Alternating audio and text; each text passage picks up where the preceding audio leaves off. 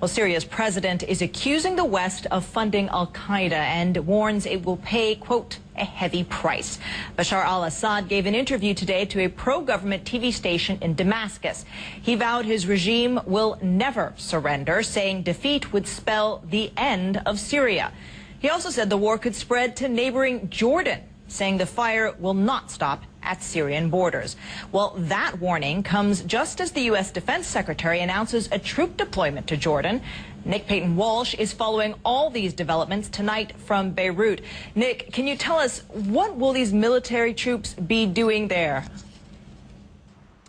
Well, CNN's Pentagon team has learned that 200 U.S. troops will be joining a complement of U.S. soldiers already in Amman in Jordan to assist there with logistics and the long ongoing program the U.S. has had with the Jordanians to try and make sure chemical weapons inside Syria don't fall into the wrong hands. These men hail from the headquarters of the 1st Armoured Division. They are purely there for logistics planning, increasing the capability of the US to do something potentially in the future. And I should stress, they are not there as part of some sort of military intervention, either amongst rebels inside Jordan or assisting rebels inside Syria. What this does do, though, is increase the United States' ability to do stuff potentially in the future in the region and send a symbolic message of more US boots on the ground on the doorstep of this now two-year-long civil war. But Barack Obama has been clear when he rebuffed a Pentagon state plan late last year for more military intervention to help rebels that he doesn't believe the White House or the United States should be militarily getting involved. That has to change before these troops become something more significant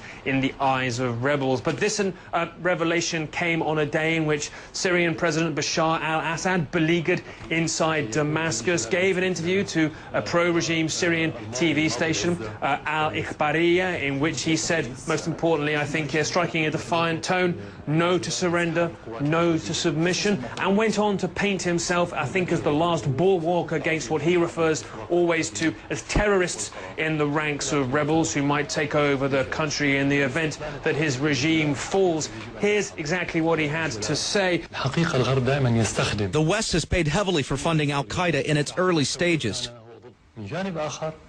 Today it's doing the same in Syria, Libya, and other places, and will pay a heavy price at the heart of Europe and the United States. Now, that is clearly him trying to suggest that when the US assisted Mujahideen fighting the Soviets in Afghanistan many decades ago, that was the beginnings of al-Qaeda. He's suggesting that perhaps Western aid to rebels falls into the hands of terrorists or extremists in their ranks. Remember, the US has blacklisted part of the Syrian rebels for alleged links to al-Qaeda. But again, he is suggesting that he is fighting terrorists and that effectively his regime is the last stop before al-Qaeda gets a foothold inside Syria and the Middle East, and further chaos could result. A defiant tone here, but once again, waving that flag of potential extremism in a bid to try and garner support for his besieged regime. Nick Payton-Walsh, CNN.